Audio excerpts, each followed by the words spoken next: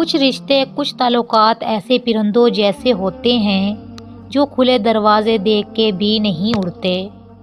تم سجدہ زمین پر کرتے ہو اور تمہاری صدا ساتوں آسمان تک جاتی ہے۔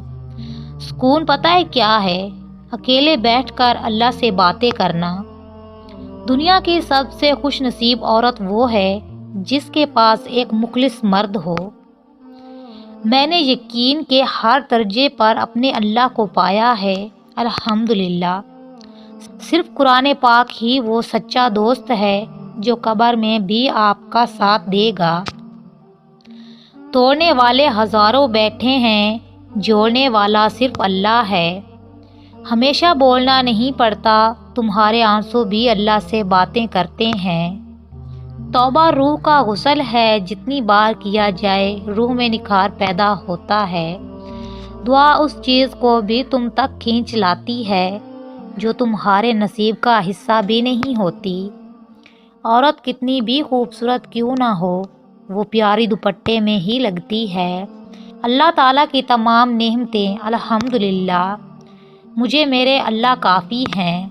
حضرت علی رضی اللہ تعالیٰ عنہ نے فرمایا، کبھی اس کو نظر انداز نہ کرو جو تمہاری پرواہ کرتا ہے، ورنہ کسی دن تمہیں احساس ہوگا کہ پتھر جمع کرتے کرتے تم نے ہیرا گنوا دیا۔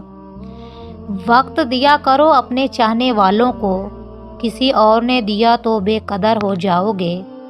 ہم نے بھی ایک ایسے شخص کو ٹوٹ کر چاہا ہے جس کو بلانا میرے بس میں نہیں اور پانا شاید قسمت میں نہیں۔ قدر کرنا سیکھ لو، کچھ لوگ بار بار نہیں ملتے اور میرے جیسے تو بالکل بھی نہیں۔